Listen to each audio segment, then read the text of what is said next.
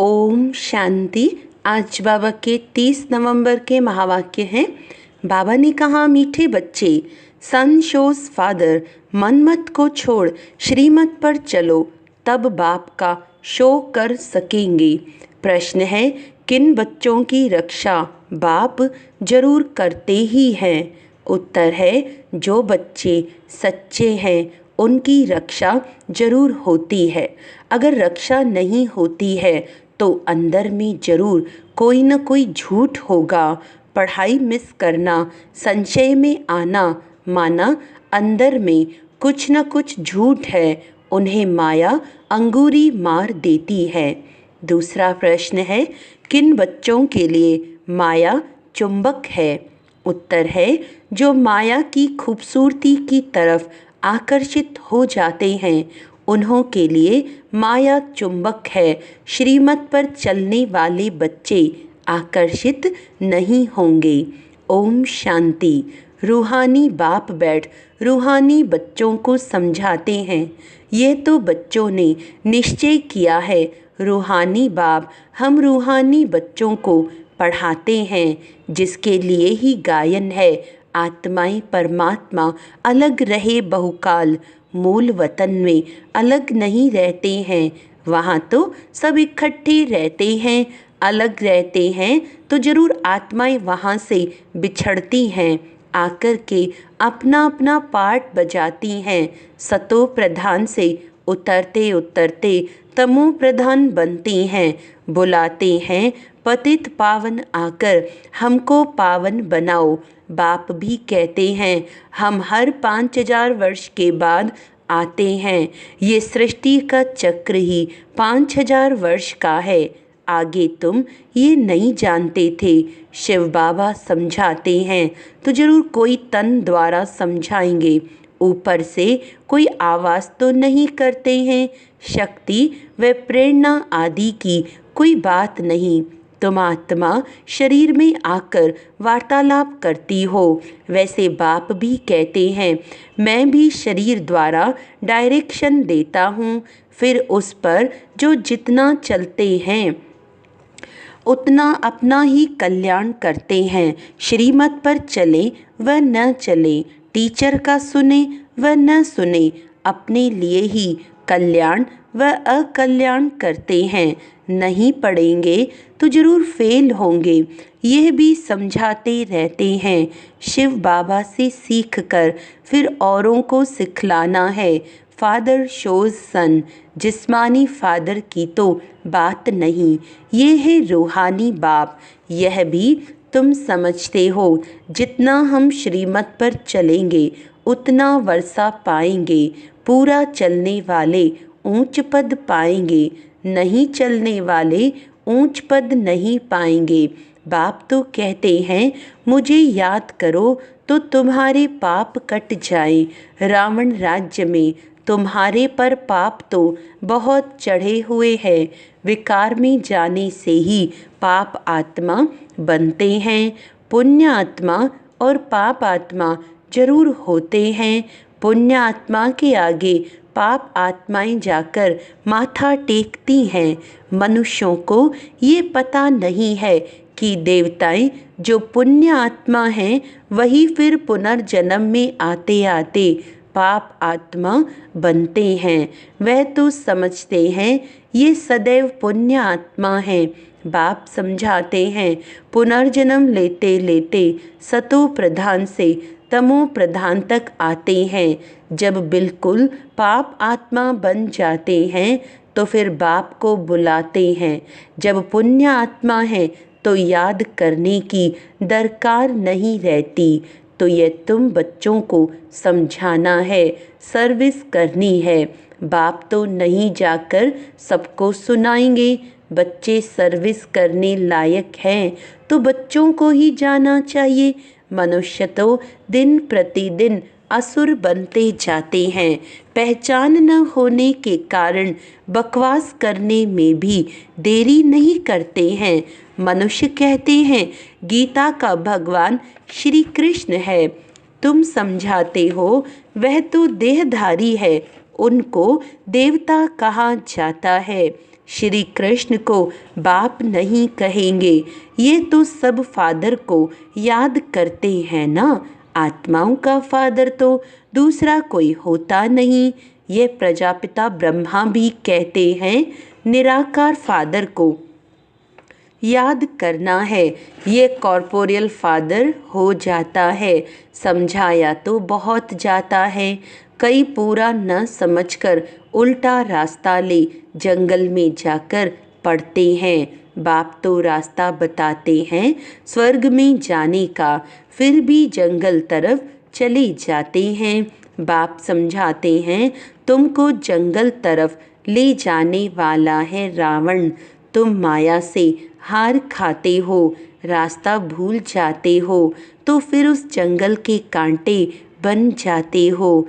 वह फिर स्वर्ग में देरी से आएंगे। यहाँ तुम आए ही हो स्वर्ग में जाने का पुरुषार्थ करने। त्रेता को भी स्वर्ग नहीं कहेंगे, 25% कम हुआ ना। तुम यहाँ आए ही हो पुरानी दुनिया छोड़ नई दुनिया में जाने। त्रेता को नई दुनिया नहीं कहेंगे। नापास वहाँ चले जाते हैं क्योंकि रास्ता ठीक पकड़ते नहीं, नीचे ऊपर होते रहते हैं। तुम महसूस करते हो जो याद होनी चाहिए वह नहीं रहती। स्वर्गवासी जो बनते हैं उनको कहेंगे अच्छे पास। त्रेता वाले नापास गिने जाते हैं। तुम नरकवासी से स्वर्गवासी बनते हो, नहीं तो फिर नापास कहा जाता है। उस पढ़ाई में तो फिर दोबारा पढ़ते हैं। इसमें दूसरा वर्ष पढ़ने की तो बात नहीं। जन्म जन्मांतर कल्प कल्पांतर वही इम्तिहान पास करते हैं जो कल्प पहले किया है। इस ड्रामा के राज को अच्छी रीति समझना चाहिए। कई समझते हैं हम चल नहीं सकते हैं, बूढ़ा है तो उनको हाथ से पकड़कर चलाओ तो चलेंगे, नहीं तो गिर पड़ेंगे। परंतु तकदीर में नहीं है तो कितना भी जोर देते फूल बनाने का, परंतु बनते नहीं।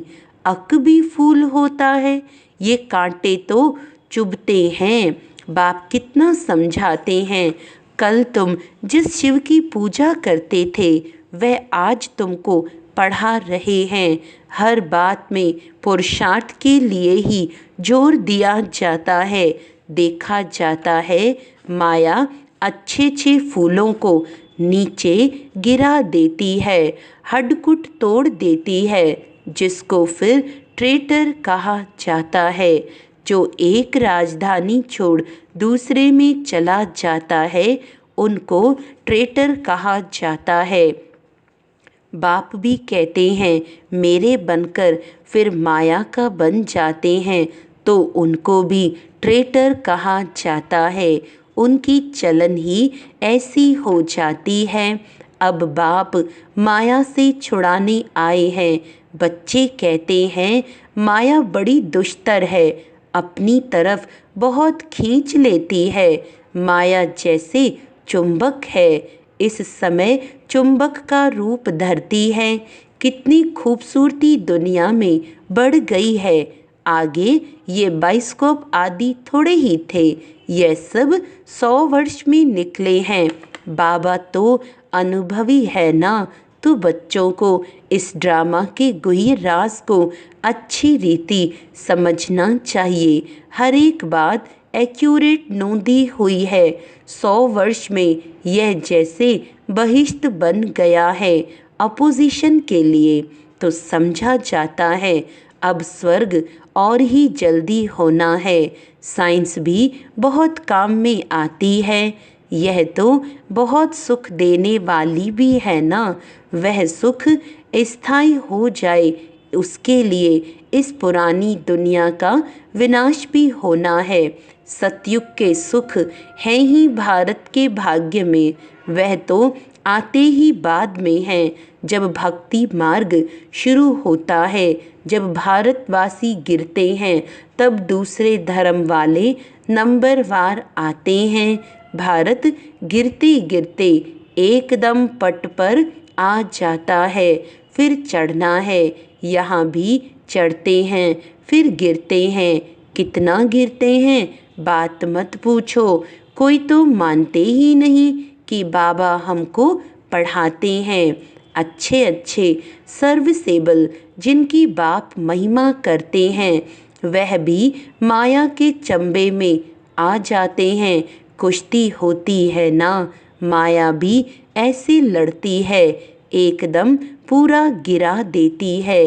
आगे चल, तुम बच्चों को मालूम पड़ता जाएगा, माया एकदम पूरा सुला देती है। फिर भी बाप कहते हैं, एक बार ज्ञान सुना है तो स्वर्ग में जरूर आएंगे, बाकी पद तो नहीं पा सकेंगे ना। कल्प पहले जिसने जो पुरुषार्थ किया है, वे पुरुषार्थ करते करते गिरे हैं। ऐसे ही अब भी गिरते और चढ़ते हैं। हार और जीत होती है ना, सारा मदार बच्चों का याद पर है। बच्चों को ये अखुट खजाना मिलता है, वह तो कितना लाखों का दिवाला मारते हैं। कोई लाखों का धनवान बनते हैं, सो भी एक जन्म में, दूसरे जन्म में थोड़े ही इतना धन रहेगा। कर्म भोग भी बहुत हैं, वहाँ स्वर्ग में तो कर्म भोग की बात होती नहीं। इस समय तुम 21 जन्मों के लिए कितना जमा करते हो। जो पूरा पुरुषार्थ करते हैं, पूरा स्वर्ग का वर्षा पाते हैं। बुद्धि में रहना चाहिए, हम बरोबर स्वर्ग का वर्षा पाते हैं। ये ख्याल नहीं करना है कि फिर नीचे गिरेंगे। ये सबसे जास्ती गिरे, अब फिर चढ़ना ही है। ऑटोमेटिकली पुरुषार्थ भी होता रहता है। बाप समझाते हैं, देखो माया कितनी प्रबल है, मनुष्यों में कितना अज्ञान भर गया है। अज्ञान के कारण बाप को भी सर्वव्यापी कह देते हैं। भारत कितना फर्स्ट क्लास था, तुम समझते हो हम ऐसे थे, अब फिर बन रहे हैं। इन देवताओं की कितनी महिमा है, परंतु कोई जानते नहीं है। तुम बच्चों के सिवाय तुम ही जानते हो। बेहद का बाप ज्ञान सागर आकर हमको पढ़ाते हैं, फिर भी माया बहुतों को संशय में ला देती है। झूठ कपट छोड़ते नहीं। तब बाप कहते हैं, सच्चा सच्चा अपना चार्ट लिखो, परंतु देह अभिमान के कारण सच नहीं बताते हैं, तो वह भी विकर्म बन जाता है। सच बताना चाहिए ना, नहीं तो बहुत सज़ा खानी पड़ती है। गर्भ जेल में भी बहुत सज़ा मिलती है। कहते हैं, तौबा तौबा, हम फिर ऐसा काम नहीं करेंगे। जैसे किसको मार मिलती है तो भी ऐसे माफ़ी मांगते हैं, सज़ा मिलने पर भी ऐसे करते हैं। अभी तुम समझते हो, तुम बच्चे समझते हो, माया का राज्य कब से शुरू हुआ है। पाप करते रहते हैं, बाप देखते हैं ये इतना मीठे मीठे मुलायम नहीं बनते हैं। बाप कितना मुलायम बच्चे मिसल हो चलते हैं, क्योंकि ड्रामा पर चलते रहते हैं। कहेंगे जो हुआ ड्रामा की भावी, समझाते भी हैं कि आगे फिर ऐसा न हो। यह बाप दादा दोनों इकट्ठे हैं ना। दादा की मत अपनी, ईश्वर की मत अपनी है। समझना चाहिए कि ये मत कौन देता है, यह भी बाप तो है ना। बाप की तो माननी चाहिए, बाबा तो बड़ा बाबा है ना। इसीलिए बाबा कहते हैं, ऐसे ही समझो शिव बाबा समझाते हैं। नहीं समझेंगे तो पद भी नहीं पाएंगे। ड्रामा के प्लान अनुसार बाप भी है, दादा भी है। बाप की श्रीमत मिलती है। माया ऐसी है जो महावीर पहलवानों से भी कोई न कोई उल्टा काम करा देती है। समझा जाता है ये बाप की मत पर नहीं हैं, खुद भी फील करते हैं मैं अपनी आसुरी मत पर हूँ। श्रीमत देने वाला आकर उपस्थित हुआ है, उनकी है ईश्वरीय मत। बाप खुद कहते हैं इनकी अगर कोई ऐसी मत मिल भी गई तो भी उनको मैं ठीक करने वाला बैठा हूँ।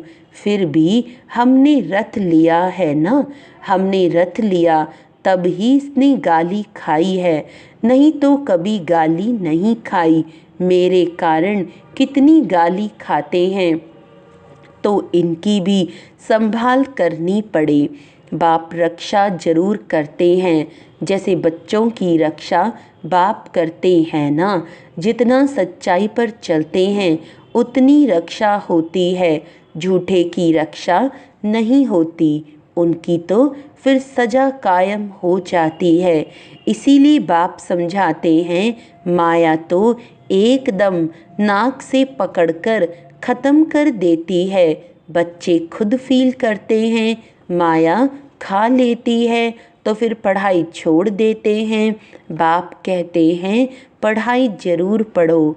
अच्छा, कहाँ किसका दोष है, इसमें जैसा जो करेगा सो भविष्य में पाएगा, क्योंकि अभी दुनिया बदल रही है। माया ऐसी अंगुरी मार देती है जो एक खुशी नहीं रहती है।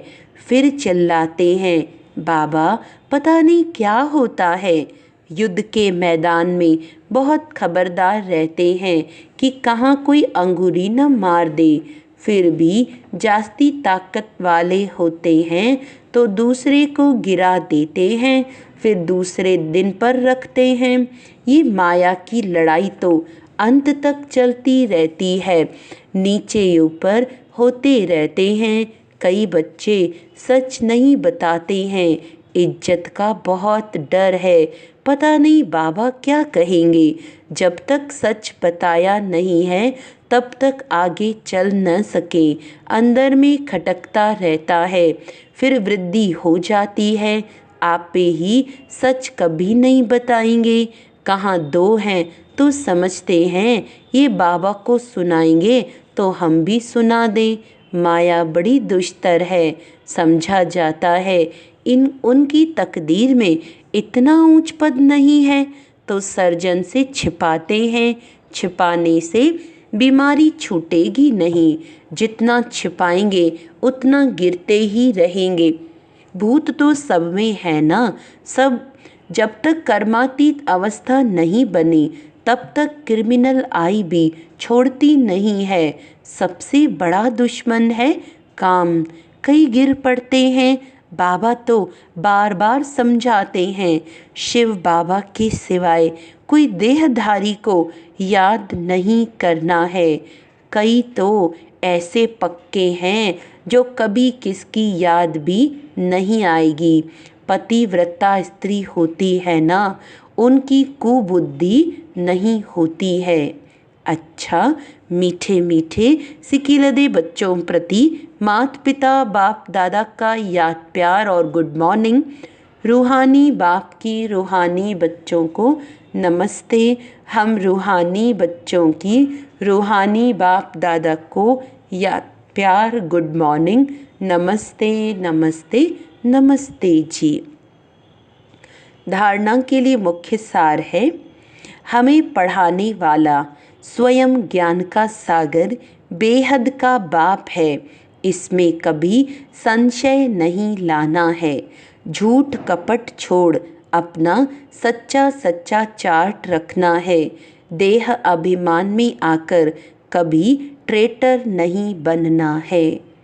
ड्रामा को बुद्धि में रख, बाप समान बहुत बहुत मीठा मुलायम यानी नम्र बनकर रहना है।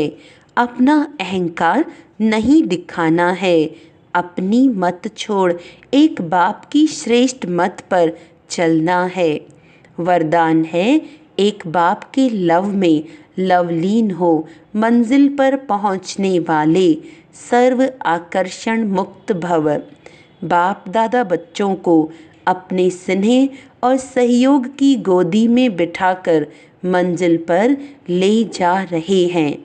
ये मार्ग मेहनत का नहीं है, लेकिन जब हाईवे के बजाय गलियों में चले जाते हो या मंजिल के निशाने से और आगे बढ़ जाते हो तो लौटने की मेहनत करनी पड़ती है। मेहनत से बचने का साधन है, एक की मोहब्बत में रहो, एक बाप के लव में लीन होकर हर कार्य करो तो और कुछ दिखाई नहीं देगा, सर्व आकर्षणों से मुक्त हो जाएंगे।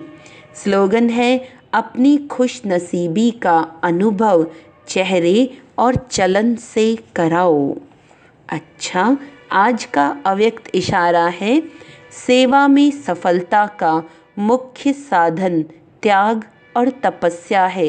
त्यागी और तपस्वी अर्थात सदा बाप की लगन में लवलीन, प्रेम के सागर में समाये हुए, ज्ञान आनंद सुख शांति के सागर में समाये हुए को ही कहेंगे तपस्वी।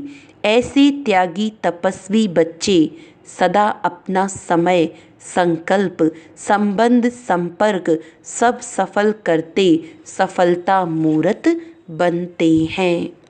अच्छा, ओम शांति।